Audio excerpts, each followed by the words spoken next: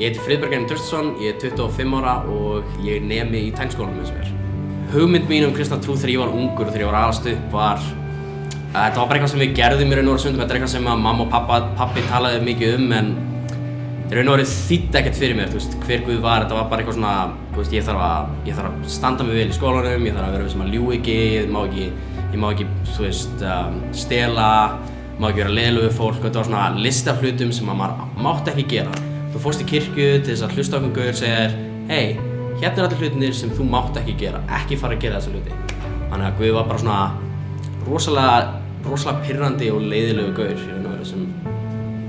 sem gerði ekkert fyrir mig, ég átti að gera allt fyrir hann, ég átti að koma með allt fyrir hann og ég átti að vera viss að ég var ekki of leiðilegur í raun og veru, var bara málið. Í raun og veru þessi leið til að horfa á Guð hafði ekki mikil áhrif á hvernig ég lifði, það gerði það bara meira vesen. Ég laug alveg þegar ég vildi ljúga, ég man alveg þegar ég og vinur minn fórum út í 10-11 og vorum að tróða nammi inn á úlpundur okkar.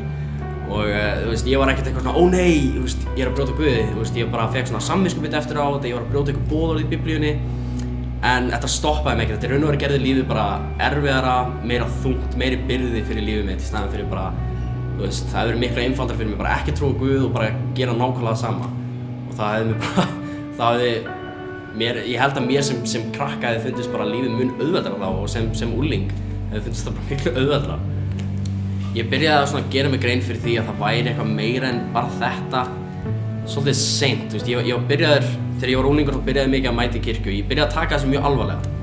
og ég byrjaði virkilega að vilja fylgja Guði og vilja fylgja þessu reglum. Ég held að það sé ekki það langt síðan, bara nokkur ár, 5 ár eitthvað svoleiðis, 4-5 ár, þar sem ég byrjaði að gera mig grein fyrir því að þetta er eitthvað miklu meira en bara reglur. Og í raun og veru það sem Jesús gerði var ekki bara að koma enn og aftur og segja okkur, hey, ekki stela, ekki ljúga, ekki svindla. Heldur hann kom til að gera eitthvað miklu dýpra og miklu meira. Þegar ég byrjaði að gera mig grein fyrir þessu, byrjaði að gera mig grein fyrir hver Jesús Kristur var í raun og veru, þá var ég búinn að vera hluta kirkju mjög lengi. Ég var komið með rosalega mikið hugmyndum hver Guð var. Ég var með þessar hugmyndum, það var búið að segja mér rosalega mikið hver Guð var og ég var komið með öðruvísi hugmyndinu frá því ég var mjög ungur, það sem þetta voru bara reglur og vesen. Ég var komið með svona hugmynd að hann vill gefa mér hluti, hann vill hjálpa mér, það snýst draumana mína, það snýst kannski að vera svolítið, ég veit ekki, velgengni í lífinu og Guð í raun og veru væri eins og svona, hann var að aðstoða mig, hann var að hjálpa mér með lífið. Og ég var með svona hugmynd hvað þýddi að mæta í kirkju, hvað þýddi að vera hluta kirkju. Maður mætir á sunnudögum, maður stendur sig vel að gera allt það sem maður á að gera, þjóna kirkjunni sinni. Ég fekk mér þess að predika oft og það var þægilegt, þannig að þegar ég byrjaði að gera mig grein fyrir því að þetta er ekki það sem kristin trú í raun og veru snýst mæta í kirkju, að eignast gott líf, að fylgja draumunum, það er að sjálfsögðu erfitt, að gera sig grein fyrir því að þetta er ekki það sem þetta snýst Og ég var komið mjög þægilegt líf, ég var komið mjög þægilega kristni og síðan kíkja ég í Biblíuna, ég byrjaði að lesa allt Matteusar guðspjallið, ég ákvað að lesa eins og manneskja sem hefur aldrei heyrt Jesú Krist. Og ég fer að lesa aftur og aftur orðið Jesú Krist og kemst þær í niðurstöðu bara að það sem ég er búinn að vera að gera og sá Guð sem ég er búinn að fylgja er ekki Jesú Kristur. Þetta er ekki sá sami gaur og ég er að lesa í Biblíunni, þannig ég þurfti að ákveða, vil ég halda áfram með þetta þægilega, gerfilega kristna lífi sem ég er búinn að búa fyrir sjálfan mig, eða vil ég fylgja hinum raunverulega Jesú Kristi. Hvort það sé eitthvað spes tími þar sem ég kom til trúar er svolítið erfitt fyrir mig að segja. Mér finnst það hafi verið gert mjög hægt og rólega. Ég hægt og rólega byrjaði að gera mig grein fyrir hver Guð var, hver Jesús Kristur var og ég byrjaði að stúdera þetta meira og meira. Og ég man sérstaklega eftir öllum þessu augnablikum þar sem ég fór í gegnum Matteus og ég held ég hafi hægt svona hálfa leiðin í gegnum Matteus þar sem ég komst þær í niðurstöðu að þetta væri sá sem ég ætlaði að fylgja. Og það var það sem aðalega svona kýldi mig í andlitið var hversu mikið af fólki kom upp á Jesú Kristi og var bara, hey, mér langar rosalega að fylgja þér, mér langar rosalega að vera lærisveinninn þinn. Og Jesús Kristur sagði alltaf eitthvað sem ég heyrði aldrei í kirkju, hann sagði alltaf, ertu alveg viss? Þetta er svo virkilega dýrt, þetta er eftir að kosta þig allt saman. Ég er ekki að biðja þig bara að mæta í kirkju, ég er ekki að biðja að vera bara hluta af einhverjum klúbb. Ég er að biðja þig líf þitt. Og þegar ég byrjaði að lesa þessi orð eins og þegar ég las, það kemur einhver upp á honum og hann segir bara, hey, fuglarnir eru með grenin sín og refirnir eru með grenin sín og öll dýrin eru með stað hérna á jörðinni en en mannssonurinn hefur engan stað til að leggja höfuð sitt. Þegar ég las þetta hugsaði ég, hann er að segja að þetta verði ekki þægilegt og þetta nákvæmlega öfugt það sem ég hef alltaf heyrt. Og þegar ég byrja að lesa aftur og aftur, Jesus byrjar að koma svona afneitið sjálfum ykkur, takið upp kross ykkar og fylgið mér. Þetta er óþægileg orð, þetta er óþægilegt líf sem hann er að koma með en hann er að segja ég þess virði. Og þegar ég las þessi orð, ég man svo vel eftir að hugsa bara þetta er það sem ég er búinn að leita allan tíma, þetta er það sem ég er búinn að, þegar ég er búinn að mæta í kirkju, þá er þetta sem ég er búinn að leita að, þennan sannleik og því miður fékk ég hann ekki í kirkju. Ég gerði mér grein fyrir því að þetta er það sem trú á að gera, trú á að vera eitthvað sem breytir okkur að innan fyrst en ekki utan í raun og veru og ég var svo vanur að mæta í kirkju og sjá rosalega mikið af gerfilegu fólki og ég veit ekki hvort þetta var bara mín reynsla af fólkinu, ég veit það mjög mikið af ekta fólki en ég hef verið þessi manneskja sem er með stærsta brosið og verið að knúsa alla og þetta var svona utanáliggjandi áhrif, þetta var svona þú ert að reyna að setja eitthvað utan á þig og reyna að vera breytingina utan, reyna að vera brosmildasti manneskjan og knúsa alla og vera hamingjusamasta manneskja í heimi en raunveruleg breyting, raunveruleg trú er eitthvað sem brýtur okkur fullkomlega og ég líkist oft við mannesku sem stendur fyrir framan lest og segir þetta mun ekki hafa neinn áhrif á mig ef að lest kemur og keyrir yfir einhvern mann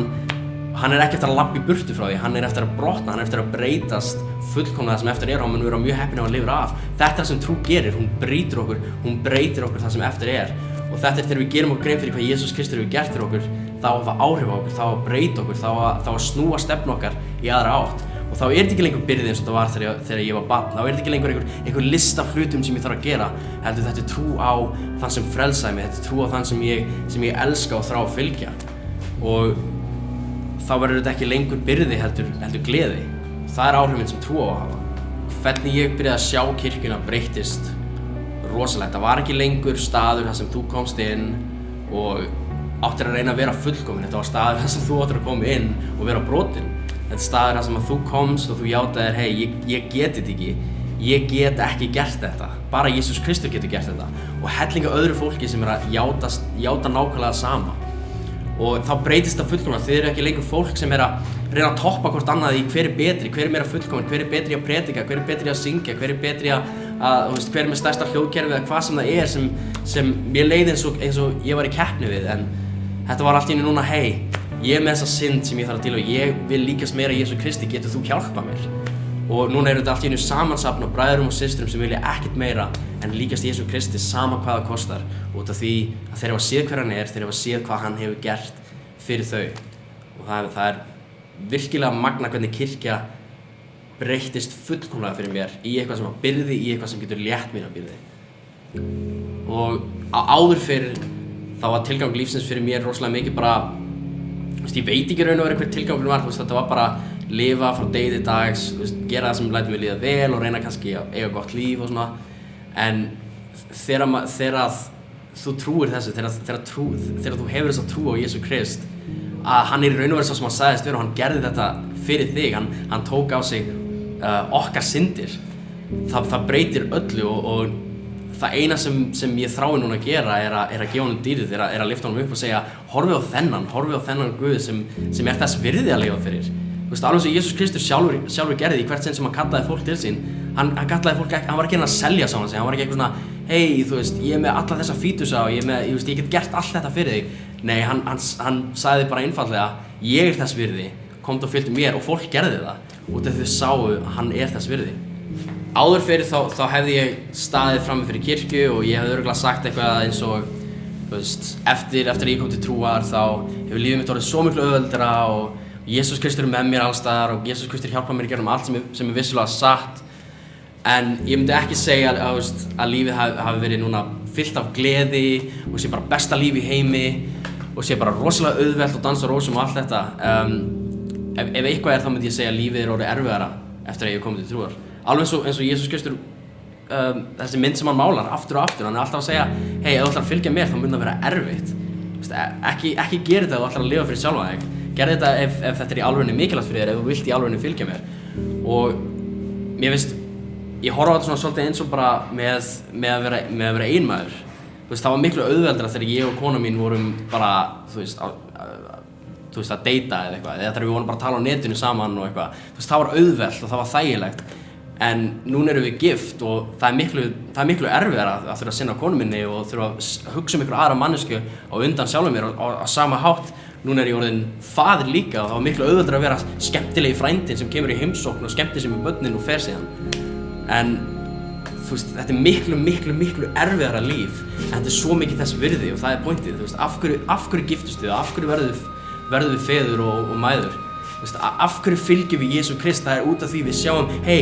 já, þetta er virkilega erfitt, þetta er að vera svo erfitt, en þetta er það eina sem ég vil, þetta er það eina sem ég þrái, þetta er sá eini sem ég sé sem þess verður að fylgja í raun og veru. Og þetta er erfitt en ég get ekki annað, eins og ég segi, ég hef orðið fyrir þessari lest og ég er búinn að breytast